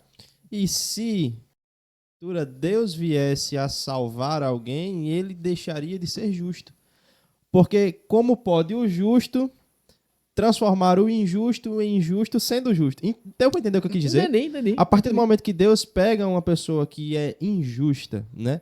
E decide justificá-la sem nenhum outro motivo, ele deixa de ser justo. Ele mesmo fere a justiça que ele é, né? E aí é mais um motivo para a gente afirmar que somente por meio de Cristo ele precisa mandar alguém justo dentre os injustos para que os injustos pudessem ser salvos. O ponto aí é justamente esse que você falou, Gabriel. É a ideia de que entende a obra de Cristo, né? Ou seja, Cristo, ele foi mandado para os pecadores. Ele viveu entre nós, plenamente Deus, plenamente homem. Assumiu a nossa condição humana, não pecou, né? Tem um padre agora aí que está nas redes sociais, diz que o Jesus errou, pecou. É engraçado, Eu vi né? isso aí. Falta de Bíblia. Perdão. Mas aí a ideia de que ele veio para quê? Para assumir a nossa, o quê? A nossa culpa. Então, somente Cristo poderia assumir isso. Sem Cristo, nós não teríamos como ser salvos. Não há outro meio pelo qual nós somos salvos. Por isso que essa máxima, né, dos reformadores, somente Cristo, ela aponta, ela é brutalmente bíblica, entende? Os reformadores, e aí você pode não gostar do que eles falaram, você pode não gostar dos caras, você pode não gostar dos métodos, você pode não gostar da cara deles, mas você não pode dizer que eles não são bíblicos. Os caras eram extremamente bíblicos. Então, quando Cristo é apontado como aquele que salva, acabou, brother. Não há outro meio. Então, é aquela ideia, né? Deus, ele e tem um texto, eu me esqueci agora o texto bíblico, mas Deus, ele é o justo e o justificador. Isso. Entende? Ou seja, Deus em Cristo nos justificou. Entende? Uhum. Ele nos justificou. Cristo, ele como justo, se tornou injusto para salvar os injustos. Isso. Entende? Então, isso aponta somente para a obra de Cristo. Que é o que Isaías fala.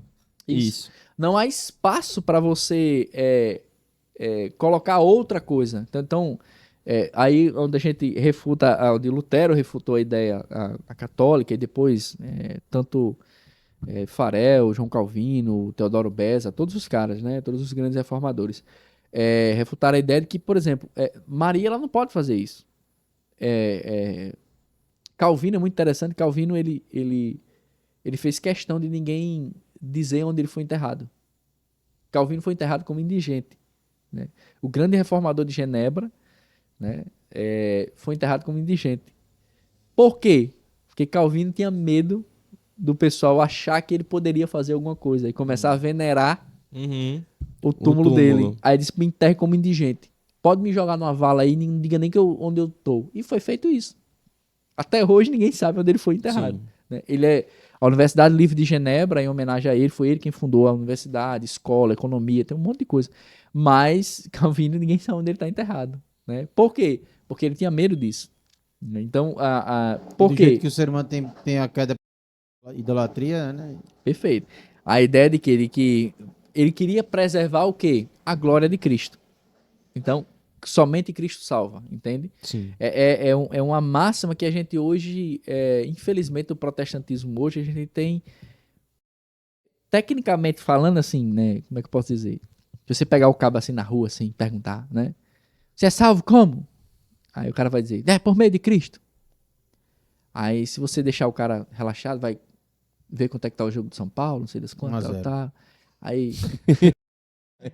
A voz de Além já afirmou. Pra nós. Aí você vai, aleluia. Aí você vai assim, né?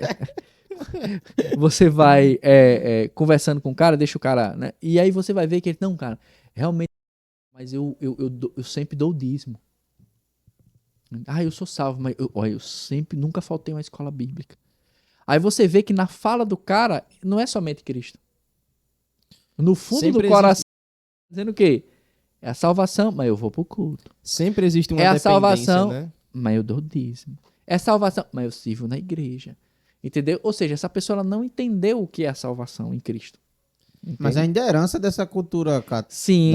Sim. No final das contas, cara, todo mundo, Márcio, todo protestante ele ainda é um pouquinho católico nesse sentido, entendeu? Por isso que quando você rompe mesmo com o catolicismo, e uma das marcas dessa ruptura mesmo é você dizer que somente Cristo salva, cara. Entendeu? Inclusive, independente de mim mesmo, entendeu? Ou seja, Cristo me salvou porque ele quis, brother. Porque se dependesse de mim mesmo, nem eu me salvaria, entendeu? Essa é a ideia. Então, quando você rompe com essa ideia, isso é uma afronta gigantesca essa perspectiva católica, entende? Porque os caras sempre põem algo, põem alguém, põem na indulgência, põem num sacrifício, põem não sei o que lá. Eu subo de joelhos, a escadaria. Rapaz, eu... a pessoa que paga uma promessa a Santa Rita naquela montanhazinha ali, fui, meu cara, amigo. Eu tenho vontade de ir. Rapaz, eu subi de carro ali. Não, é bonito assim. Pra Eu você, tenho vontade de ir. A mas pra pra ver. você escultura não é sobe, bonita. não. Pra você subir em pé é difícil. Eu E não o- acredito, e a- eu não acredito a que paisagem- alguém tenha subido do chão Até lá. até Tá, de subiu, joelho. Subiu, não. Tem condição, não, pô. Aí isso pra gente, que nós somos protestantes, né, vale uma reflexão, uma crítica nossa, né, cara? Ou seja, você pega um católico, o cara tá enganado em relação à salvação dele, e o cara, como promessa, ele sobe as escadas de joelho, né?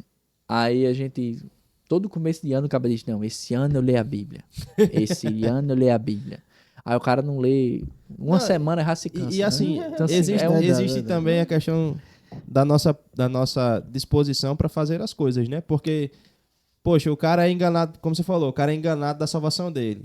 Mas ele sobe o Morro de Santa Rita lá, que é um negócio assim, ridículo de tão íngreme. Entendi. E ele sobe de joelho, ele sobe com a perna só, para poder receber a cura a respeito de algum problema. Aham. E aí o pastor chega pra gente assim, ei, a gente vai ter um sopão aí, vai distribuir de 8 às 10. Que aí não, a gente vai de carro. E a gente não vai. É verdade. Né? E a gente É não verdade. vai. É verdade. E aí, assim, uma curiosidade que eu queria trazer agora pro finalzinho, só a respeito de como Cristo deve ser o centro, é que Paulo, pelo menos em alguns exemplos que eu peguei aqui, toda vez que Paulo ia tratar algum problema em alguma carta com alguma igreja, ele usava Cristo para resolver o problema. Então, nas mensagens de Paulo, não havia outro assunto que... E aí eu peguei 2 exemplos aqui bem interessantes. O primeiro está lá em 2 Coríntios, capítulo 8, versículo 9, que diz o seguinte. E aqui Paulo ele vai aconselhar a igreja a respeito das questões de dízimo, das questões de manter a igreja funcionando, né? E ele vai falar o seguinte: pois vocês conhecem a graça de nosso Senhor Jesus Cristo, que sendo rico, se fez pobre por amor a vocês, para que por meio da sua pobreza vocês se tornassem ricos. E aí Paulo ele sempre tem esses jogos de cintura trazendo a pessoa de Cristo como exemplo, como linha guia, para fazer as pessoas reconhecerem que as coisas precisavam ser feitas e como precisavam ser feitas. E aí eu peguei outro exemplo aqui, 1 Coríntios capítulo 5, versículo 25. Nesse contexto, a igreja de Corinto está dividida, a gente falou sobre isso no episódio, né, recente. A igreja de Corinto está dividida e existem aquelas pessoas que estavam criando suas próprias teologias dentro da igreja de Corinto, né? Era dividida, se não me engano, em grupos. E aí, quando Paulo vai falar à igreja de Corinto, ele fala da seguinte forma, no capítulo 5, versículo 25. Por acaso Cristo está dividido? Então ele sempre costuma trazer essas problemáticas da igreja para Cristo. De modo que ele sempre consegue resolver as problemáticas em Cristo.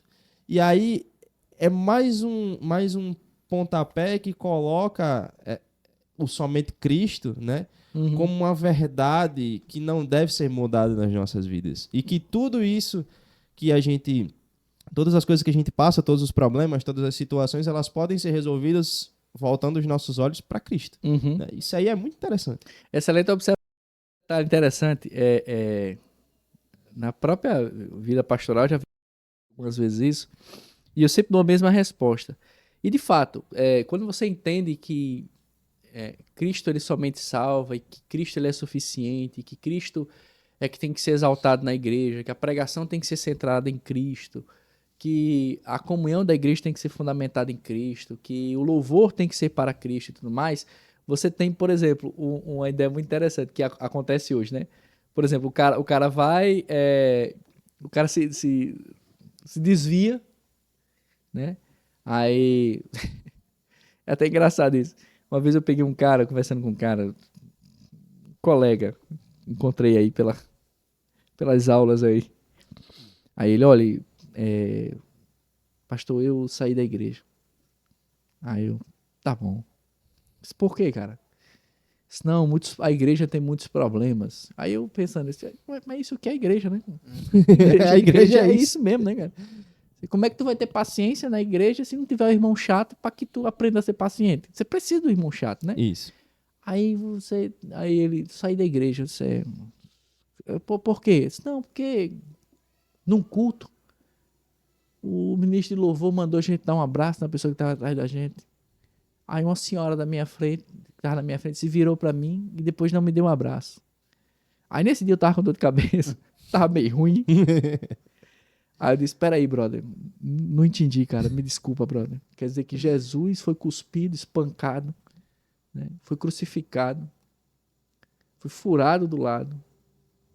Os ladrões ficaram humilhando ele, morreu, 3 dias numa tumba, ressuscitou, teve que se encarnar, cara. E tu, por causa de um abraço de uma veinha, tu desistiu dele, bicho. E o cara foi embora. E hoje é muito isso, cara. E quando eu vou conversar com uma pessoa dessa, eu digo assim, mas peraí, brother. Não, porque eu tô desviado, a igreja tá ruim, o povo não me ama, não sei o que lá.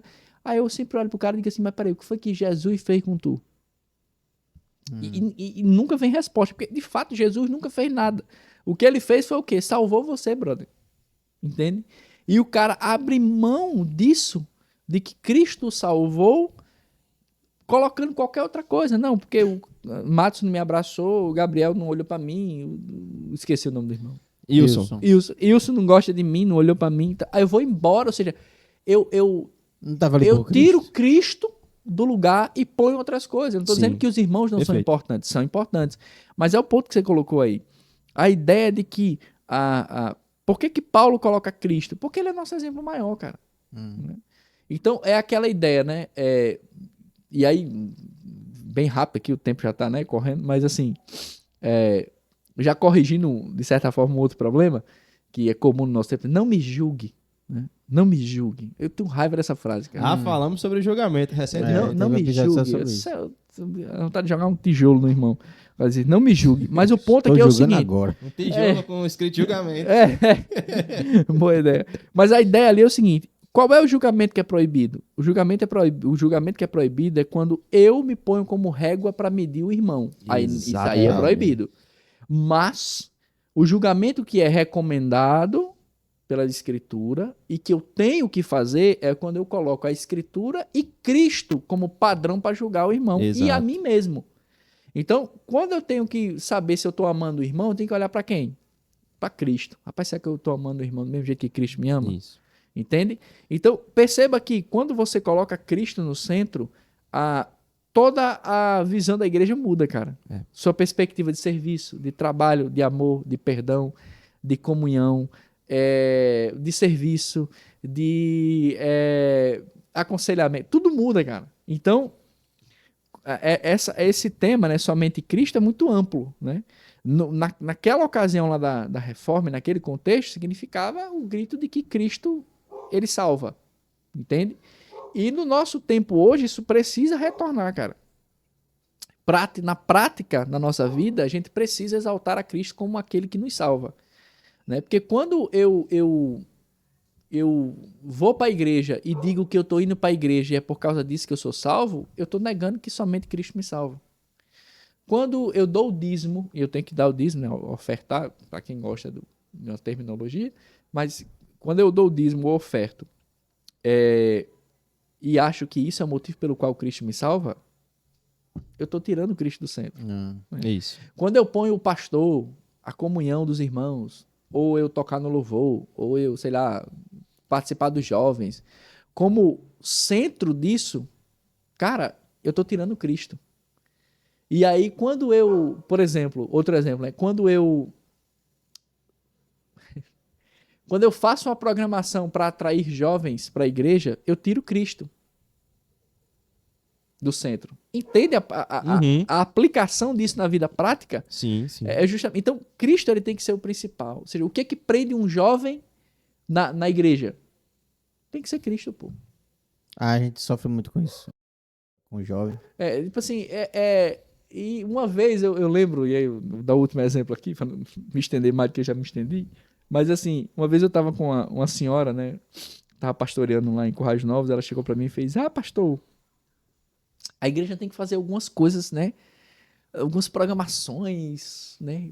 Tá luzes aqui, bandas, não sei das quantas, tal, para prender os jovens. Eu sou meio lento para pensar as coisas, né? Aí eu ouvi o que a senhora falou, eu disse, tá bom, aí fui meditar, matutar isso, aí fui ler meus livros, fui mexer nas coisas e tal. E aí, cara, isso é errado, cara. Porque se você prende o cara na igreja por qualquer outro motivo a não ser Cristo, você tá tirando Cristo do centro do culto. E o jovem tá ali não por causa de Cristo.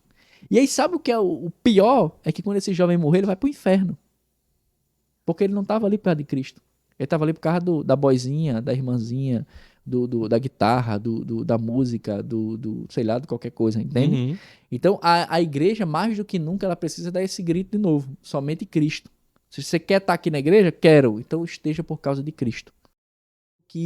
Ou por qualquer outra coisa. Entende? Sim, sim. Então, a gente precisa retornar esse grito. A igreja protestante brasileira precisa retornar a isso. E pegando o dizendo até...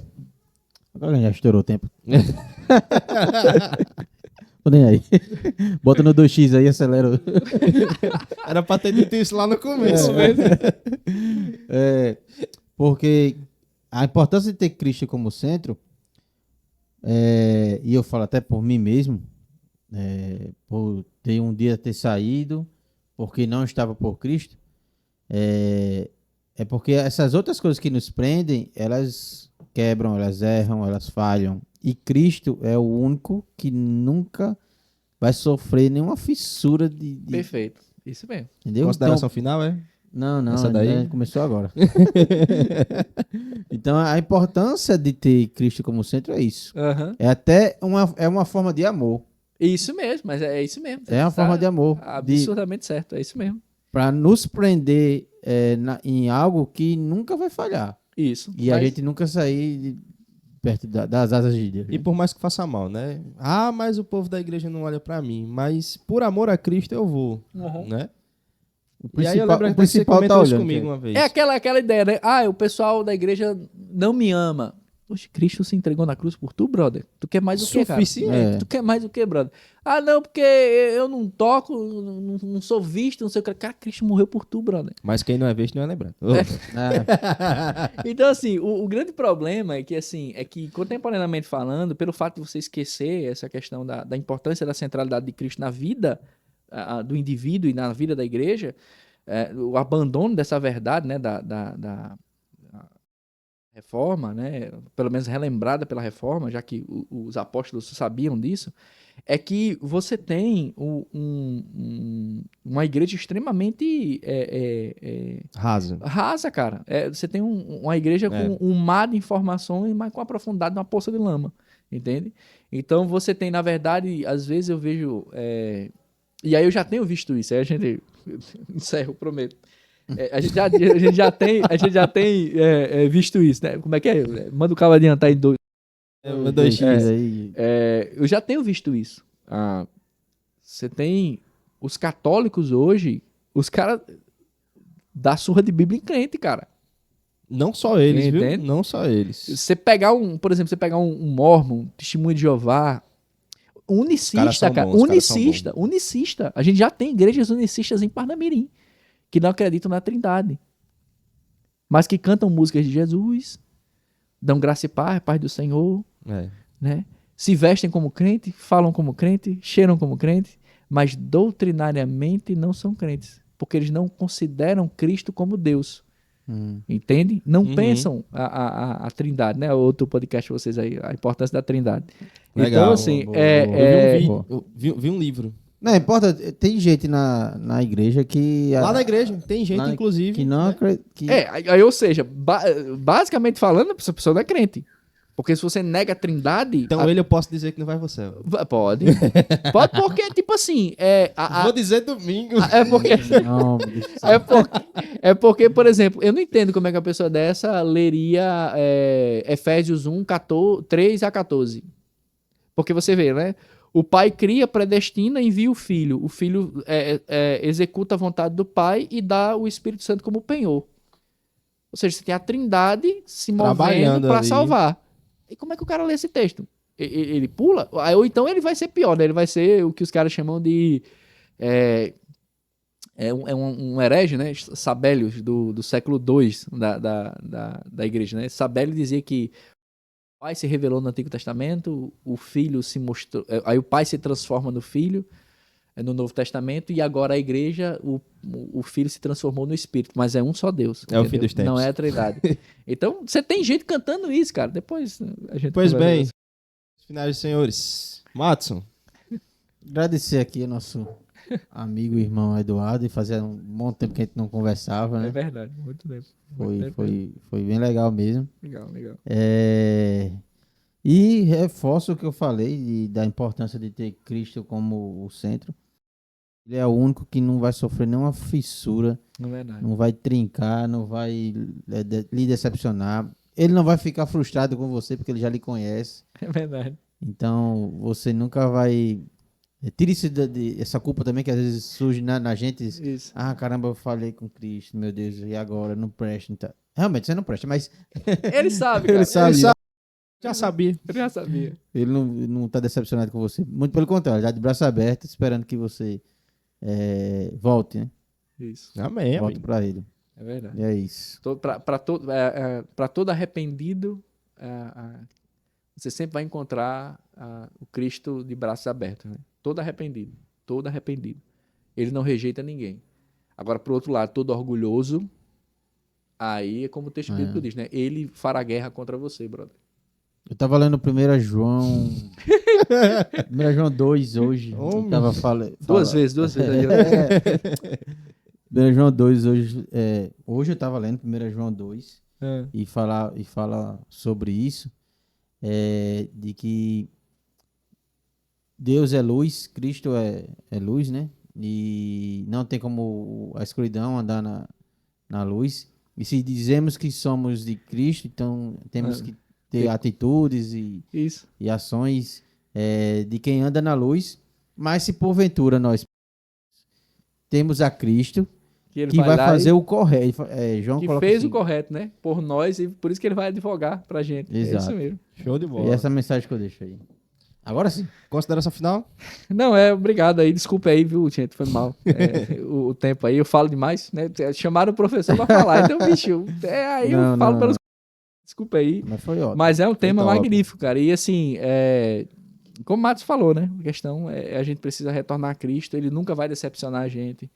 E nesse sentido, a gente fica muito mais feliz, porque quando você peca ou quando você erra com o irmão, ou quando o irmão erra com você, a primeira coisa que tem que vir na sua cabeça é o seguinte: Cristo não errou comigo. Ele é perfeito. E ele me perdoa quando eu erro, por isso eu tenho que perdoar o irmão. Então, assim, até o amor fica mais fácil quando você entende que Cristo é o centro.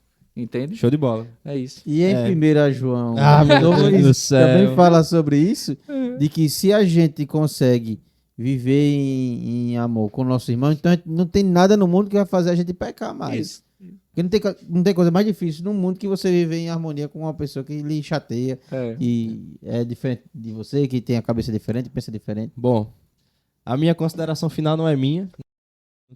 Um texto que é de Ambrósio de Milão. Podemos debater? Que diz o seguinte: Cristo é tudo para nós. Se desejares curar as tuas feridas, ele é o médico. Se estás angustiado pela dor da febre, ele é a fonte. Se estás oprimido pela culpa, ele é a justiça. Se precisas de ajuda, ele é o poder. Se tens medo da morte, ele é a vida. Se desejas o paraíso, ele é o caminho. E se tens horror às trevas, ele é a luz. Se estás em busca de comida, ele é o alimento. Então não existe nenhuma necessidade que Cristo não possa suprir. Ambrósio de Milão é chamado Boca de Ouro, né? E foi num sermão dele que Agostinho começou a caminhar para a fé, né? Então, foi graças a Deus usou Ambrósio nos sermões dele para converter o coração de Agostinho. Depois de Agostinho... Show de bola. Então é isso, pessoal. Deus abençoe. Eu tô aqui. Tá. Deus abençoe vocês. Espero que tenham agora gostado. tá aqui. Espero que tenham gostado. Curtam, espero que comentem. tenham gostado. Curtam, comentem, compartilhem. Sigam o professor Eduardo. Ele tem Instagram. Tu tem Instagram, né? Tem. Eu vi, eu só não segui, mas eu vi. Eu sou horrível. Não, eu só tenho 5 postagens. Eu comecei agora a postar. Tá ganhando de mim, pô. Eu tenho 3.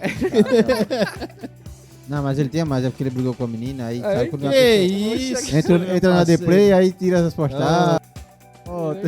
Que conversa é essa, mano? Pessoal, Deus abençoe todos vocês, viu? Tchau, tchau. Valeu.